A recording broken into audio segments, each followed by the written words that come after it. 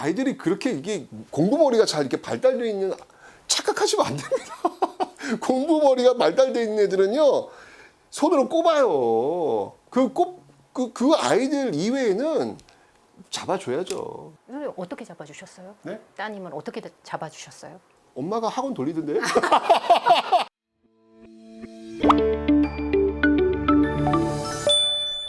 인강으로 한국사를 접하는 친구들 너무 많더라고요. 인강 좀 활용할 만 할까요? 그럼요. 일단 기본적으로 저는 사실 이 한국사의 세계에 들어갈 때 바로 인강으로 들어올 필요는 없다는 생각이 들고요. 아까도 전 항상 얘기했지만 꽂혀야 돼요. 재미있어야 돼요. 그 재미를 마음껏 좀 즐겼으면 좋겠어요. 근데 좀 부모님들이 너무 급하세요. 예. 그 아이가 정말 한껏 지금 이 재미에 막 빠져들고 싶어 하는데 자꾸 그 다음 단계를 자꾸 생각하신단 말이에요. 이쯤 되면 애를 좀 학원에 보내.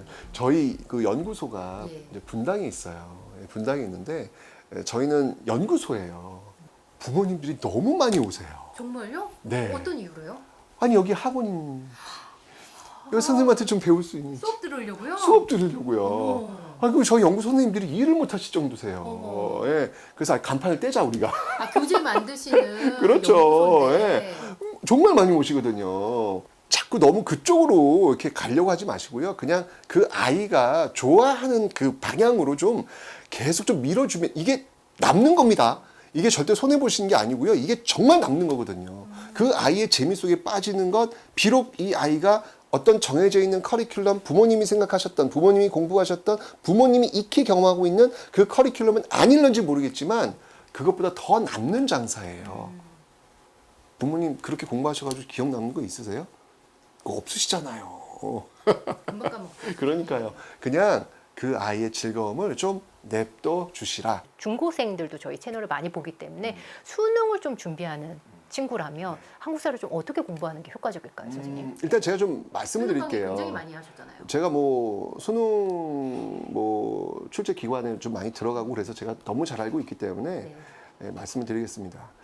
목표가 있어요. 목적이 있어요. 수능 한국사는요. 네. 일단 첫 번째로 상대평가가 아니라 절대평가입니다. 절대평가죠. 절대평가입니다. 그러니까 누구나 그 도달점에 도달하면 다 오케이. 예. 그러니까 이게 줄을 세워놓는 그런 평가가 아니라는 거예요.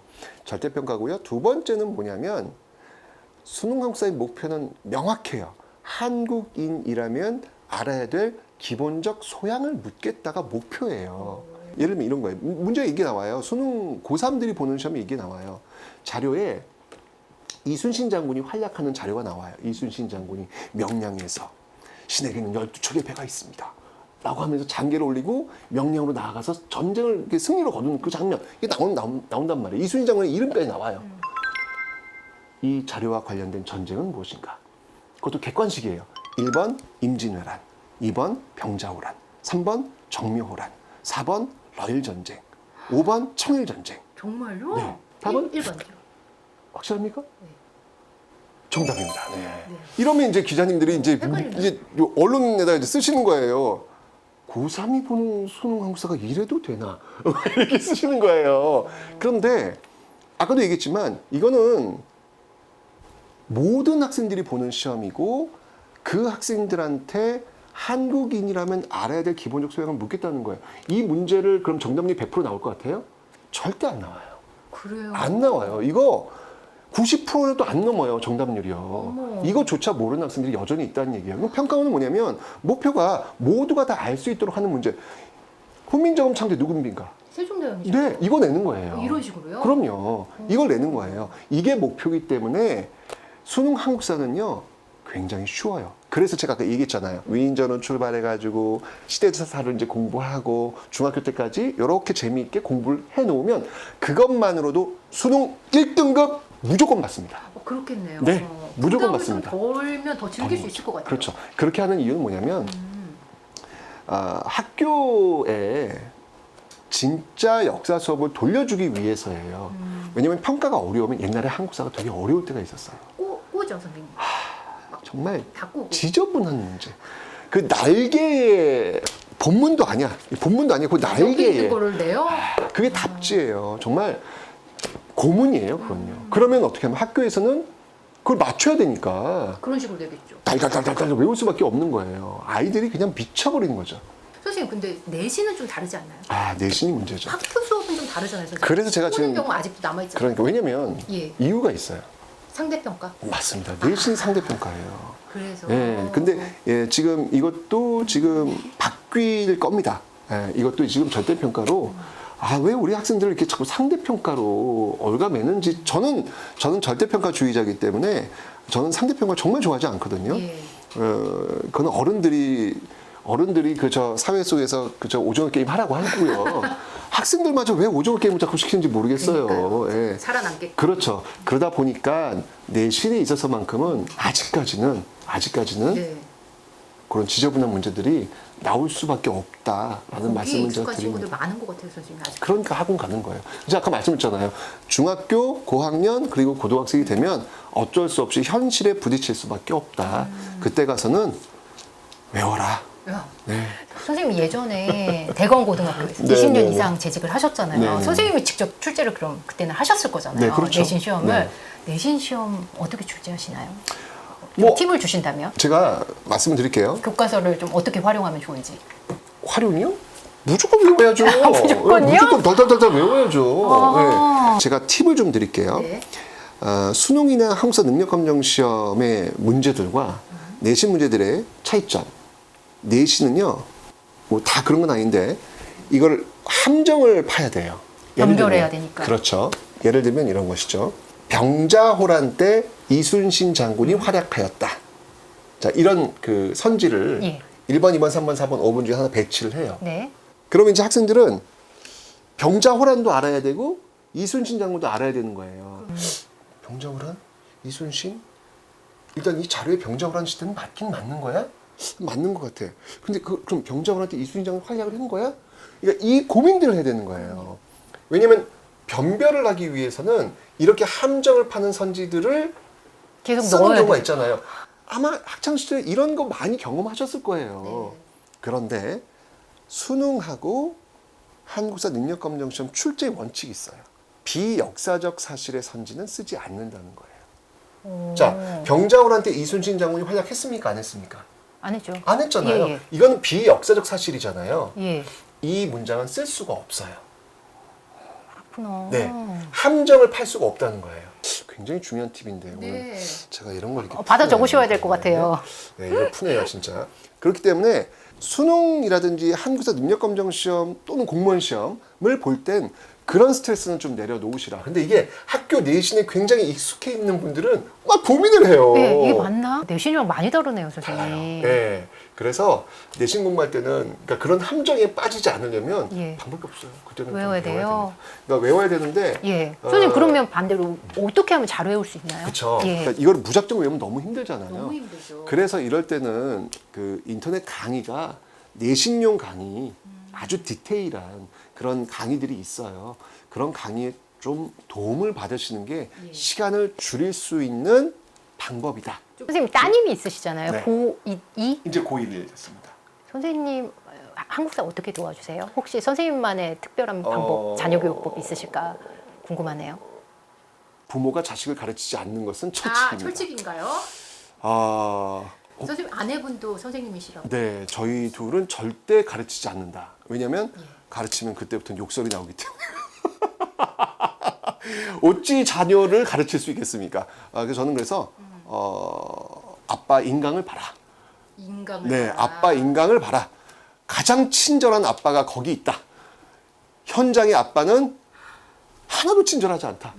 속이 부글부글 끓어오르니까.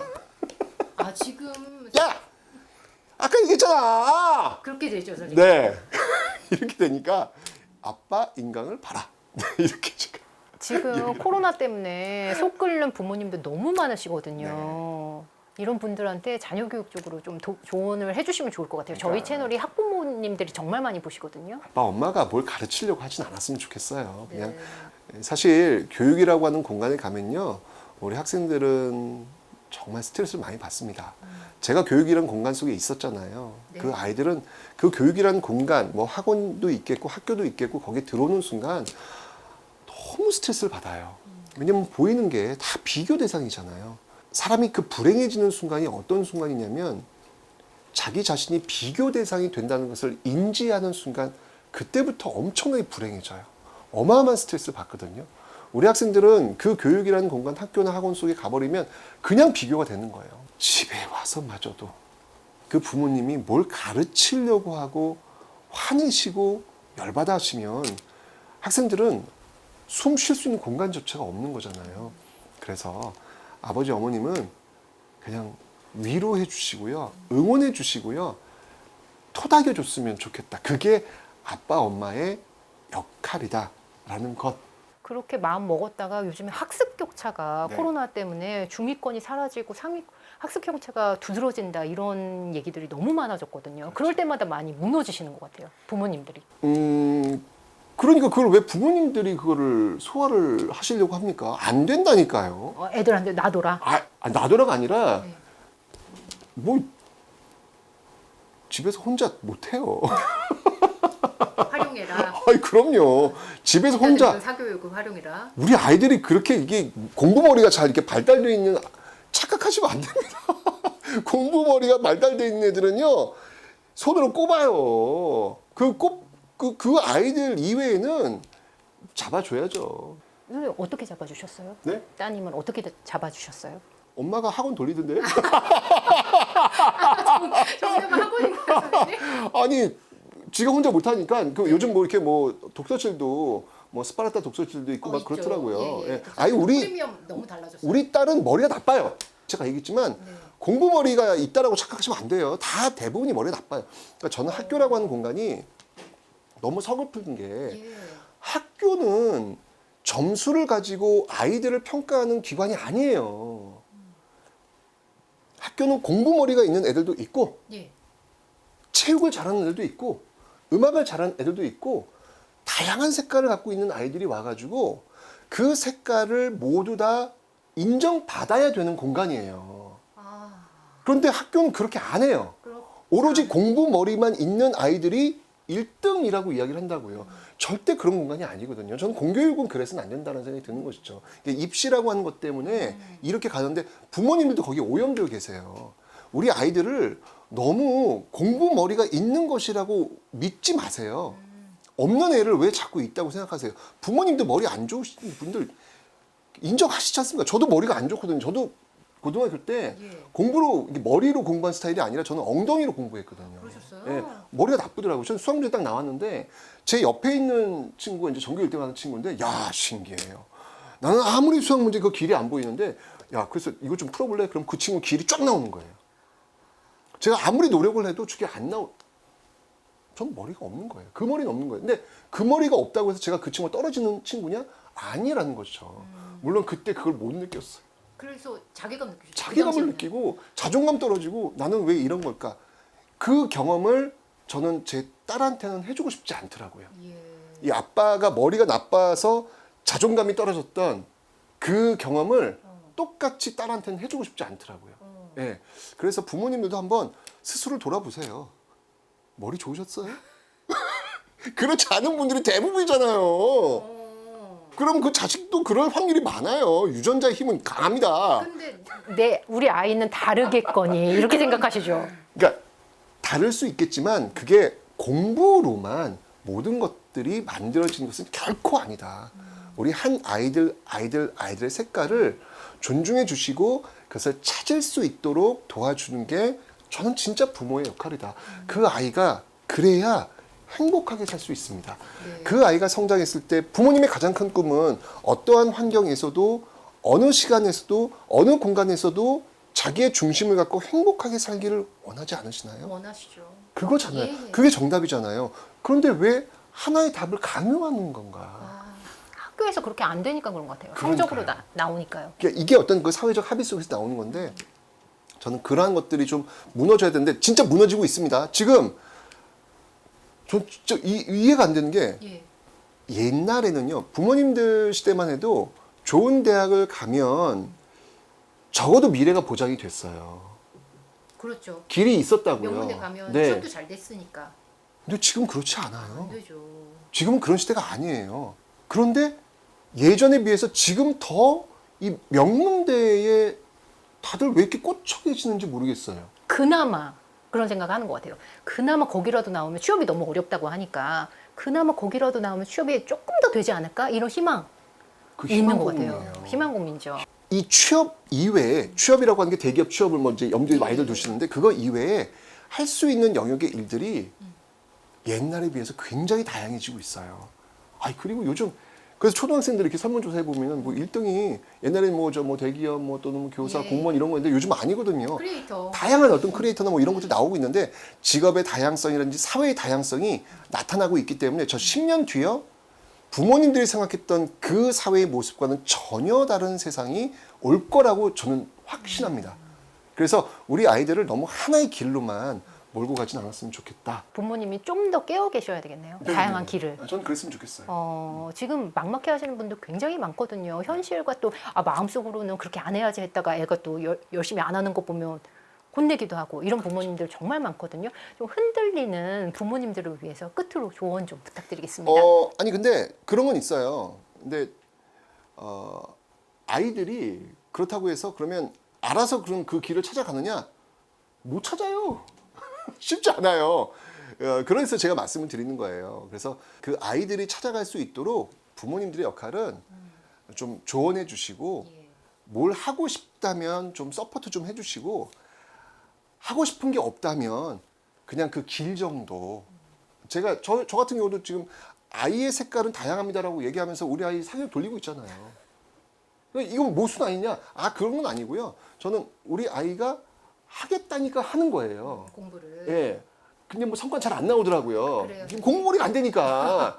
그래서 저는 많이 돌리셔야 되겠어요. 그렇죠. 그러니까 지가 선택한 거, 지가 이것도 하고 저것도 하고 돌려주는 거지. 절대로 그냥 제가 이것도 하고 저것도 하고 그런 건 아니거든요. 그래서 아이에게 부모님마저도 어떤 스트레스를 주지는 않았으면 좋겠다. 그냥 그 아이가 가는 길에 부모님만은 좀 응원해주고 좀 이렇게 지지해줄 수 있는 마지막 보루. 그 마지막 보루는 좀 되어주셨으면 좋겠다라는 이야기 좀 드리고 싶습니다. 제가 오늘 좀 솔직하게 말씀을 드리는 거예요. 제가 뭐 공교육 쪽에 있으면 사교육 안 시켜 이런 얘기 못 하겠더라고요. 현실이 아니시니까. 네, 솔직히 좀 근데 오히려 말씀드리겠습니다. 이렇게 현실적인 조언 해주시는 게 더 와닿으실 것 같아요. 학부모님들이. 그러니까요. 저 그냥 솔직히 말씀드렸어요, 저도요. 한국사보다 그 멘트가 더 기억에 남을 것 같습니다. 잘 적절히 반영하겠습니다. 네, 오늘 최태성 선생님의 말씀이 많은 학생과 학부모님들한테 도움을 주셨을 것 같습니다. 장시간 귀한 말씀 감사합니다. 감사합니다.